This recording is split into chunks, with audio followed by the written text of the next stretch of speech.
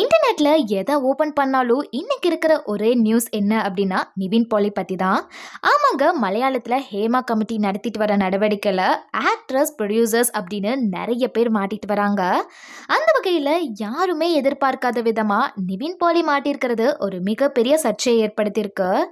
படத்துல நடிக்க வாய்ப்பு தரேன் அப்படின்னு சொல்லிட்டு துபாய் கூட்டிட்டு போய் பாலியல் வன்கொடுமை நிவின் பாலி பண்ணாரு அப்படின்னு சொல்லிட்டு அவர் இல்லாம இன்னும் 6 பேர் மேல கேஸ் கொடுத்திருக்காங்க ஒரு பெண். இதுக்கு நிவின் பாலி என்ன ரிப்ளை பண்ணியிருக்காரு அப்படின்னா, இது கம்ப்ளீட்டா பொய்யான ஒரு நியூஸ், இதுக்கு சட்டப்படி நடவடிக்கை எடுப்பேன் அப்படின்னு சொல்லியிருக்காரு.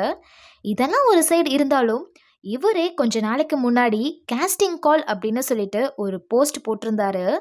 அதில் அவர் தன்னோட படத்துக்கு நல்லா வெஸ்டர்ன் அண்ட் கிளாசிக்கல் டான்ஸ் ஆடக்கூடிய 20ல இருந்து 28 வயசு இருக்கிற பெண்கள் வேணும் அப்படின்னு சொல்லிட்டு போட்டிருந்த போஸ்டரை எல்லாருமே லிங்க் பண்ணி இதுக்காக தான் கேஸ்டிங் கால் தேர்வு வச்சிங்களா அப்படி இப்படின்னு நிவின் பாலியை பயங்கரமாக திட்டிட்டு வராங்க.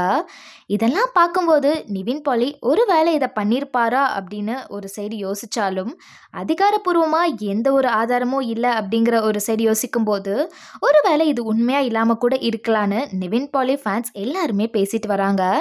வர வர நாட்டோட நிலைமையை பார்க்கும்போது ரொம்பவே மோசமாயிட்டு போகுது. பெண்களுக்கு எந்த ஃபீல்டுலேயும் சுதந்திரம் இல்லாத மாதிரி தெரியுது. பெண்களுக்கு வீட்லேயும் சரி வெளியிலையும் சரி எங்கேயுமே சேஃப் இல்லை அப்படிங்கிறத ஒவ்வொரு நியூஸும் ப்ரூவ் பண்ணிகிட்டே வருது. வெயிட் பண்ணி தான் பார்க்கணும் என்ன நடக்க போகுது அப்படின்னு. இந்த மாதிரி சினிமா அப்டேட்ஸ் நீங்கள் தெரிஞ்சுக்கணும் அப்படின்னா மறக்காமல் சேனலை சப்ஸ்கிரைப் பண்ணிக்கோங்க.